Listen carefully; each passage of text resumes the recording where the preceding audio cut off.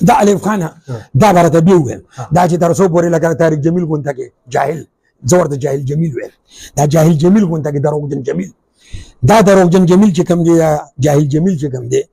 دې چې څو پورې نور راغلي نو دغه لوبه وه بالکل زه پکې دا جاري کوم د ما ته چې بیمانه ویلي دي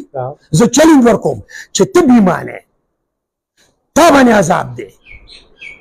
پښتون په درځي او په توره بچې بیا تا مسلمانې تر یهودو ایجنټ دی تر یهودو په پیسه باندې تا مرکز کولو کړی دی تا ځینې زما خواښې پسې کنځل کړي دي زه ستا ساسو پسې کنځلې کوم ساسو څه ته وایي ته ما ته وایې چې پښتانه جاهل دي هر وخت وي دعا وغواړه زه تا ته یم ته بېدینې زما د نبي پاک صلی الله علیه وسلم حکم دی چې دعا المغز لبعده زه طارق جمیل ته چل وکړم او ورته وایم راځه زما دا پلیټفارم یې تاله درځم پرې غونډ کې په بدل کې ته چې امریکې ته ځې ما ته آمدن وښایه ته زه لینډلاډ یم ستا د لینډلاډ ما ته معلومه ده ته چې دا ناروا منافق یې د 100 روپو پرتوګه په 15000 مولانا طارق جمیل سپر سټور کې خرڅه دا حرامه کې پرتوګه دا ته حرامه کې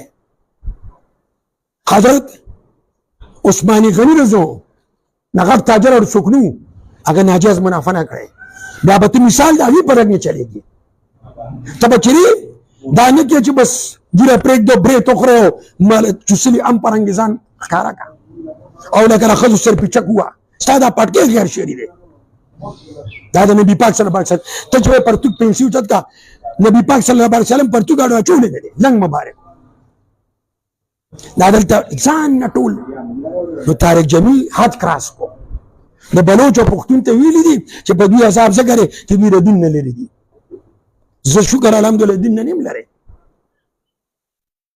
دا چې په پنجاب کې کوم دغه امام احمد رضا خان پښتون خواجه غریب نواز پښتون داتا سے پښتون قلندر شنشاه پښتون